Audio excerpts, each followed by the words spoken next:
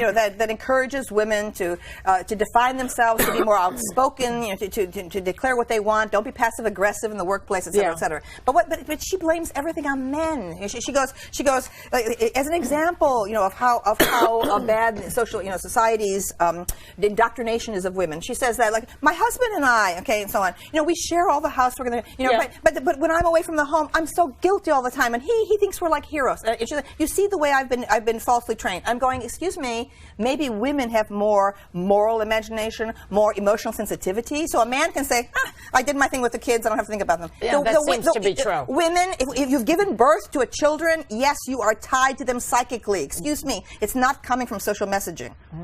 And she has no respect for women who make a choice to stay home. I think that's a noble choice. Feminism should be about choices. And it is. Yes. No, it isn't. No, it isn't. Well, that's the original concept. No, but there's absolutely been a horrible reductionism about the role of the stay-at-home mom. And I think that was the worst aspect of second wave feminism. I'm a career woman. I believe that all barriers. But you don't have any children. Yeah, well, no, I do have a son who's like it's like my ex-partner and I had a son, and he's now. You gave birth to the child? No, my partner That's did. Scary. No. Your partner did, right? Seed of Satan. So you have a kid? Yes, yeah. So he's going on 11 now. Yes, and so I'm not a mother. I don't believe that Heather has two mommies. No.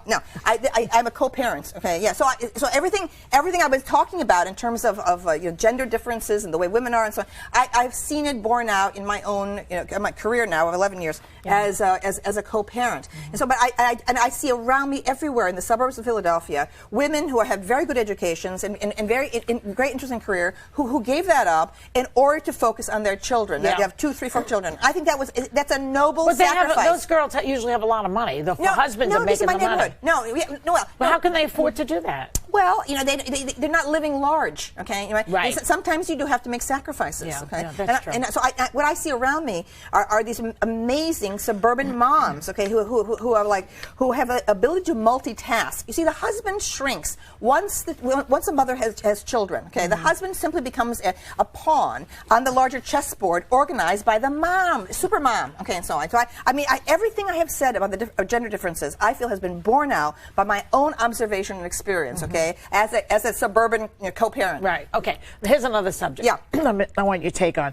Last week, I think it was, President Obama referred to Kamala Harris as the best-looking attorney general in the country. He caught a lot of flack for that. I think he backtracked on it. What do you think about that? It was cringe-making. That even a liberal Democratic president could make such a gaffe. He's a man. They all talk like that. Come on. I mean, what a but women do also. Women talk like that too.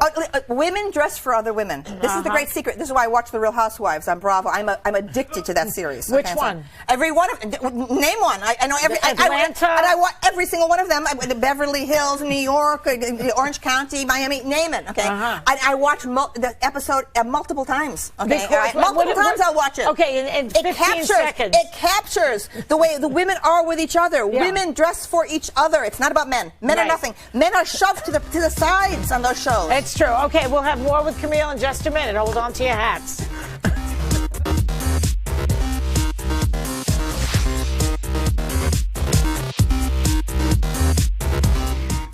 I'm back with Camille Paglia. Okay, Camille, I've been interested in this theory you have about how Katy Perry and Taylor Swift, that their popularity is undeserved. Yeah. What do you think? Well, those two are a total throwback to the 1950s. It's kind of like snippy, like perfect little girl look of Sandra Dee. It was like a nightmare for me in the 1950s. I thought we were done with that. And here they are back again. There was Taylor Swift on Parade magazine in the Thanksgiving weekend. It was like a nightmare. She's like a vampire to me of like 1950s respectability and decorum. Well, they don't consider themselves feminists, either one of them. They say we're not feminists. But listen, so the Hollywood Reporter asked me to write about the image of women in entertainment right now in December. Oh my God, the backlash that I got by criticizing Taylor Swift, the third rail of American culture. Okay, I was attacked. Okay, from the right, Bill O'Reilly had a panel denouncing me. Okay? Really? Yeah, and then on the left, it was like feminists and all these like websites attacking me. From the left to the right, okay, there was this protection of this awful, why do you think they're so embryonic, undeveloped personality of Taylor Swift? Well, she is very young. She is a baby. She's only 21. She's in her early 20s. Do you know how mature Elizabeth Taylor was? You know, in her late teens compared to this. Okay, and Natalie Wood. You could make an entire list of incredible actresses. Well, she's not an actress though. She's a singer. Yeah, she's a singer. So maybe compare her to somebody else. Maybe like Sandra Dee. Sandra Dee had more soul. Even Sandra Dee had more. Like Connie Francis. With an incredible passion, and in her late teens. So what are we talking? And that Funicello. Okay, God rest her soul. Okay, you know, had more pizzazz. You think than so? Taylor Swift. I know she had big boobs. I don't know about pizzazz. Rest in peace in that poor girl. See, I love Rihanna. Now Rihanna's a mess in her romantic life. Okay, but Rihanna is truly a major artist. Okay, people think that it's all just sex and flash. No. Okay, I listen to her music. Okay? She is deep. If she can survive being put on tour, you know, in this punishing way, as all these young people do, you know, it's brutalizing.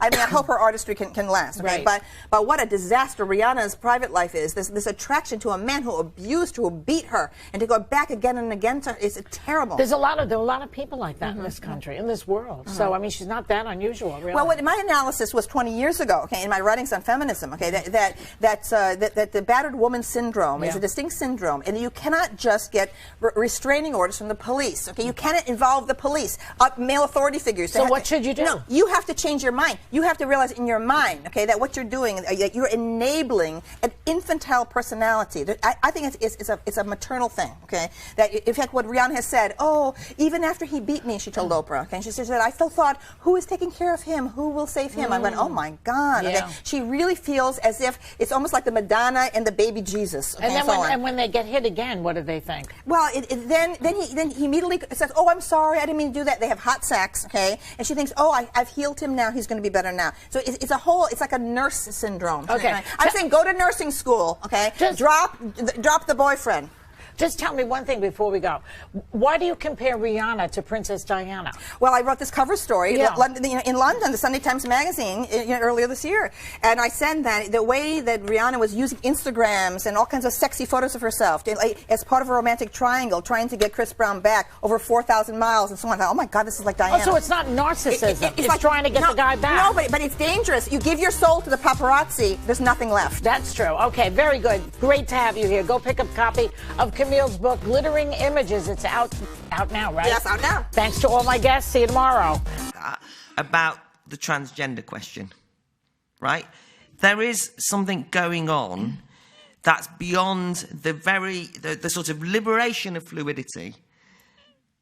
Something else seems to have happened, where many young people in this country now, there's a percentage increase in the number registering for clinical interventions on transgender questions has increased enormously. There's a certain fashion in schools of some sort, and it's a nerve-wracking business. If you're going to get no platformed in this country at university, you know, Germaine Greer, like, regardless of what one thinks of Germaine Greer, the point is you only have to touch on this question. Ian McEwan, who is completely right on liberal, a novelist, dared to say the slightly wrong thing, and suddenly he kind of has to apologise and is kind of ridiculed and shamed. So I don't want to get you to say anything you don't believe, but I'm interested in it because I want to be for liberation. I'm not going to stop anyone dressing how they will. But there's something weird about lots of young women wanting to be young men and lots of young men wanting to be women. I don't feel as though it's a great step forward myself. Thoughts? Well, I say in the introduction to my new book, my new collection, my particular transgender rebellion came at a time when there wasn't these ideas in the air, that the moment you are dissatisfied with the limitations of your present gender definition, that there is this enormous mechanism waiting to alter your body, to halt puberty, to slow your puberty down. People, all very well-meaning and very sympathetic, are there to provide surgical intervention and potential permanent changes in your body with which there's no going back. Okay, I mean, for me, a sex change operation opens one door but closes many others. Right? So I personally believe that anyone who collaborates in an intrusion into a developing child's body and mind is guilty of child abuse, a crime against humanity. Okay, because that child is not prepared to make such a decision. Okay, I think that such decisions about sex reassignment surgery must wait when one attains a majority, which would be, it seems to me, a minimum of age 18. I'm very concerned with this because I think that it's become a fashion, okay, that the transgender definition has become a kind of convenient label for young people who may simply feel alienated, okay, culturally for many other reasons, okay. So that in the 1950s they might have become a beatnik, in the 1960s they might have become a hippie and taken mind-expanding drugs, okay. And so today you're encouraged to think that it's an alienation is because you are not totally identifying with your particular inherited gender definition. So I'm very concerned about this. I think that a lot of it, I think that the collaboration of the bureaucratic machinery with it has to do with the assault on masculinity. Okay. Okay.